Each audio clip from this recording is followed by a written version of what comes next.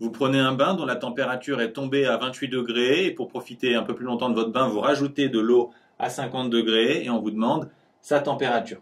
On vous donne la capacité thermique massique de l'eau. On suppose qu'au départ, vous aviez 120 litres d'eau et que vous en rajoutez 30. Première approche intuitive, sans énergie interne, on peut se dire que l'eau chaude qu'on a rajoutée va se refroidir en réchauffant l'eau froide. Si on regarde les choses de plus près, l'eau froide va avoir une température qui augmente, donc elle va gagner de la chaleur, alors que l'eau chaude, elle, va avoir une température qui diminue, donc en perdre. L'énergie qui est cédée par l'eau chaude est intégralement récupérée par l'eau froide, donc on peut dire que Q1 égale moins Q2. Autrement dit, Q1 plus Q2 égale 0. Rappelez-vous, la chaleur Q, c'est mc fois delta T. Donc on va avoir M1C fois delta T1 plus M2C fois delta T2 qui est égal à 0. Arrivé là, on déplie la formule. Delta T1, c'est la température finale du mélange moins la température initiale de l'eau froide. Même chose pour delta T2.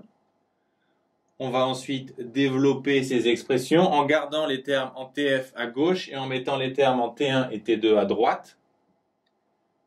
Ensuite, on factorise ici par C fois TF. Et de l'autre côté, on factorise par la capacité thermique massique de l'eau.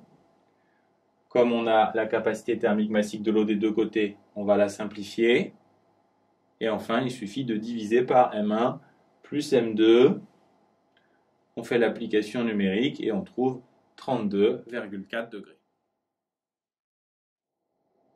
La résolution par l'énergie interne est un peu plus surprenante, mais c'est peut-être celle que choisira votre professeur, donc il faut la comprendre. Dans ce cas-là, le système qu'il faut choisir, c'est la masse d'eau totale. Je vous rappelle que delta U, c'est Q plus W. Ce qu'il faut comprendre ici, c'est que la masse d'eau n'échange pas de chaleur avec l'extérieur. Il n'y a pas de transfert thermique, donc Q égale 0. On ne la remue pas, il n'y a pas de travail électrique, donc W est aussi égal à 0. Donc de façon assez surprenante, on a delta U égale 0.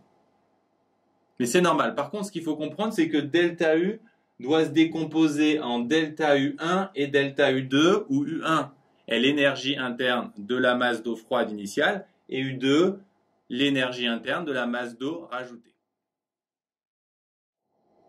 Pour finir, il suffit de se rappeler que delta U, c'est mc fois delta T, pour U1 et pour U2, et on retombe, vous devez le voir, sur la même expression que précédemment. C'est intéressant de remarquer que dans le cas où W égale 0, on a delta U et Q qui donnent à chaque fois des mc fois delta T, c'est normal.